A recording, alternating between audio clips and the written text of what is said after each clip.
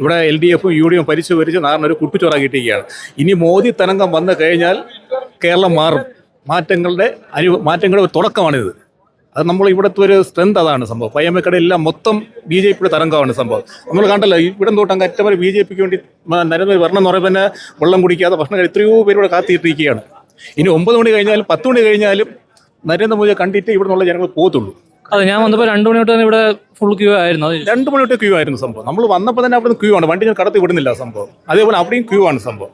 അപ്പം നരേന്ദ്രമോദിയെ കാണാൻ വേണ്ടി ഇപ്പോഴും മാത്രമല്ല, നേരത്തെ പുത്തരിക്കണ്ടം വന്ന സമയത്തും ഇതേപോലെ നല്ല തരംഗമായിരുന്നു സംഭവം. അത് കേരള ജനങ്ങളെല്ലാം ഒറ്റക്കെട്ടിൽ നിൽക്കുകയാണ്. ഇവിടെ BJP വരണം എന്നുള്ള ഒറ്റക്കെട്ടിൽ നിൽക്കുകയാണ് സംഭവം. അത് യൂത്ത് ആയിരുന്നാലും ആണായിരുന്നു പെണ്ണ എല്ലാവരും ഒറ്റക്കെട്ടിൽ നിൽക്കുന്ന BJP വരണം, BJPയുടെ മാറ്റം കൊണ്ടുവരും എന്നുള്ള ഉറപ്പിൻ്റെ വിശ്വാസം കൊണ്ടാണ് ഈ കേരളത്തിലെ വീട്ടമ്മമാർ ഈ വയസ്സ് ആൾക്കാരെല്ലാം ഇവിടെ നിൽക്കുന്ന സംഭവം. അപ്പോൾ അവർക്ക് മനസ്സിലായി ഇടതും വലതും ഭരിച്ച് 10 വർഷം കൊണ്ട് ഇടത് ഭരിച്ചുകൊണ്ടിരിക്കുകയാണ്. അപ്പോൾ ജനങ്ങൾക്ക് ഒരു ഉപകാരവും ഇല്ല. ഭരണം മാറിക്കൊണ്ടിരിക്കുന്നു.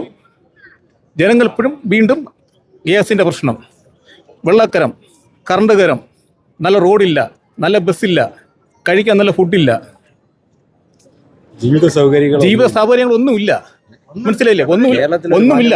കാര്യം വെച്ചാൽ ഇലക്ഷൻ വരുമ്പോൾ അപ്പോഴപ്പോൾ ഇലക്ഷൻ വരുമ്പോൾ 5 വർഷം 10 ഇലക്ഷൻ വരുമ്പോൾ ഒരു ചെറിയ റോഡ് മിനുക്കൽ എന്ന് ലക്ഷങ്ങൾ ചെലവാക്കിയെന്നൊരു പബ്ലിസിറ്റി, പിന്നെ ഗ്യാരണ്ടി പറഞ്ഞ് കുറെ വോട്ട് പിടിക്കുക.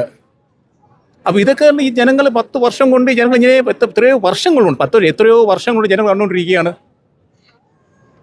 പെൻഷൻ കൂട്ടി കൊടുക്കുക, എന്നിട്ട് 18 മാസം പെൻഷൻ കൊടുക്കാതിരിക്കുക, എന്നിട്ട് ഞങ്ങളെ പെൻഷൻ കൊടുത്തെന്ന് പറയുക, അടുത്ത് 3000 കൂട്ടി വയ്ക്കുക, എന്നിട്ട് 3 മാസം കഴിയും വീണ്ടും പെൻഷൻ കൊടുക്കുക, വീണ്ടും മറ്റേ ഇലക്ഷൻ വരുമ്പോൾ ഈ ബിസ്ക്കറ്റ് ഇട്ട് കൊടുക്കുന്ന പോലെ കുറേ പേര് ജനങ്ങളെ കയ്യിലെടുക്കുക, എന്നിട്ട് വീണ്ടും കുറേ പൈസ കൊടുക്കുക, വീണ്ടും ജനങ്ങളെ വീണ്ടും കയ്യിലെടുക്കുക.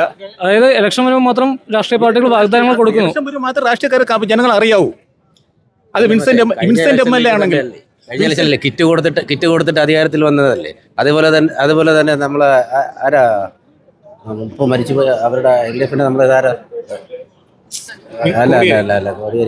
നമ്മളെ പുള്ളി അധികാരത്തിൽ കൊണ്ടുവരുമെന്ന് പുള്ളിക്ക് മന്ത്രിസ്ഥാനത്ത് ഉറപ്പാക്കുമെന്ന് അച്യുതാനന്ദൻ സാറിന് പുള്ളിയെ മുന്നിൽ നിർത്തി ചെണ്ടിയെ മുന്നിൽ നിർത്തി കളിക്കുന്നത് പോലെ പുള്ളിയെ മുന്നിൽ നിർത്തി കളിച്ച് അധികാരത്തിൽ വന്നു 2ാം പ്രാവശ്യം അധികാരത്തിൽ വന്നുകൊണ്ടിട്ട് എന്തെല്ലാം വാഗ്ദാനം കൊടുത്തത്. കേരളത്തിൽ മദ്യനിരോധനമേ എല്ലാം കൊണ്ടുവരുമെന്ന് പറഞ്ഞ KPC ലളിത ചേച്ചി വെച്ച് വരെ ഇത് ചെയ്തതല്ലേ. അന്ന് എത്ര വിവരേജ് ഉണ്ടായിരുന്നു. ഇന്ന് മുക്കിന് ഇത് ചെയ്തിരിക്കുകയല്ലേ. ഒരു സെക്കൻഡ്, അശ്വന്ത് മുഖ്യമന്ത്രി എന്ന സമയത്ത് എന്താ പറയുക, ശാരിയെ പീഡിച്ചവരെ ഈ അനന്തപുരി വഴി കയ്യാൻ വിലങ്ങ് വെച്ച് കൊണ്ടുപോകുമെന്ന് പറഞ്ഞു. ശാരിയെ പീഡിപ്പിച്ചവരെ ഞാൻ വന്നു കഴിഞ്ഞാൽ, ഇടത് സർക്കാർ വന്നു കഴിഞ്ഞാൽ അദ്ദേഹം പറഞ്ഞ വാഗ്ദാനം, ശാരിയെ പീഡിച്ചവരെ ഞാൻ അനന്തപുരി വഴി കയ്യാൻ വെച്ച് ഈ ജനങ്ങളെ മുന്നോട്ട് മധ്യ കൊണ്ടുപോകുമെന്ന് പറഞ്ഞു. അയാളെ ഭരിക്കാൻ വിട്ടില്ല. ഉടനെ പിണറായി എന്ത് ചെയ്തു? ആഭ്യന്തരം എടുത്ത് കോടതി കൈ കൊടുത്തു. ഇവിടെ കേരളത്തിൽ ഒരു ഗുണ്ടയും ഇല്ല എന്ന് അശ്വന്ത് പറഞ്ഞ ആ വാക്കെല്ലാം തലകുത്തനെയായി. ഇവിടെ ഗുണ്ടകൾ വിളയാണ്ടായി. അപ്പോൾ ഇവിടെ കോടി എന്ത് പറഞ്ഞു? ഗുണ്ട ഉണ്ടെങ്കിലേ രാഷ്ട്രീയമുള്ളൂ. അപ്പോൾ LDFകാർ UDFകാർക്ക് ജനങ്ങളെ വേണ്ട, ജനങ്ങളെ വോട്ടാണ്. വോട്ടിന് വേണ്ടി മാത്രം ജനങ്ങളെ കാണുമ്പോൾ കൈ കാണിച്ചു പോകും, കുറേ വാരി ഇട്ട് കൊടുക്കും. അപ്പോൾ എല്ലാ ഇവിടെ വീട്ടമ്മമാർക്ക് എല്ലാവർക്കും മനസ്സിലായി ഇനി ഈ കളി നടക്കില്ല.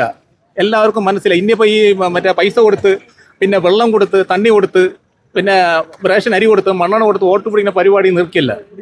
ഈ രാഷ്ട്രീയക്കാർ മനസ്സിലാകുന്ന കാര്യം എന്ന് പറഞ്ഞാൽ ജനങ്ങൾ പഴയ ജനങ്ങളൊന്നും അല്ല, അവർക്ക് ബുദ്ധിയുണ്ട്. അവർ എല്ലാ ദിവസവും കണ്ടുകൊണ്ടിരിക്കുക, ലൈഫിൽ കണ്ടുകൊണ്ടിരിക്കുകയാണ്.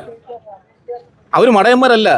ഇവർ മൈക്കിലെടുത്ത് പ്രസംഗിക്കുമ്പോൾ ഇവിടെ നിങ്ങൾ ഏതെങ്കിലും വേദിയിലും ഒരു മുഖ്യമന്ത്രി പ്രസംഗിക്കാന്ന് പറഞ്ഞാൽ 10 പേരിലും കാണുമോ? നിങ്ങൾ കണ്ടിട്ടുണ്ട് ഏതെങ്കിലും വേദിയിൽ ജനങ്ങൾ കൂടി നിൽക്കുന്നതായിട്ട് ഒരു 10 പേരിലും ഉണ്ടായിട്ടുണ്ടോ സംഭവം? പണ്ട് അച്യുതാനന്ദൻ വരുമ്പം ആൾക്കാരുണ്ടാവും, കർണാകരൻ വരുമ്പോൾ നല്ല മണ്ണിട്ട 20 ആൾക്കാരുണ്ടാവും. ഇപ്പോൾ ആർക്കും രാഷ്ട്രീയം വേണ്ട.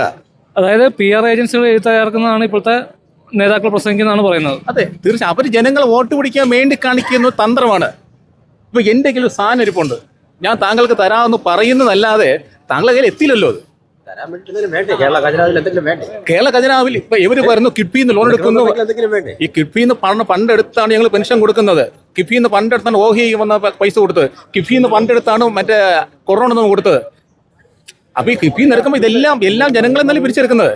വെള്ളക്കരം കൂട്ടും, ബസ് കരം കൂട്ടും, എല്ലാം കൂട്ടും. ഇപ്പൊ ജനങ്ങളിൽ നിന്നല്ലേ പിഴിഞ്ഞെടുക്കുന്നത്.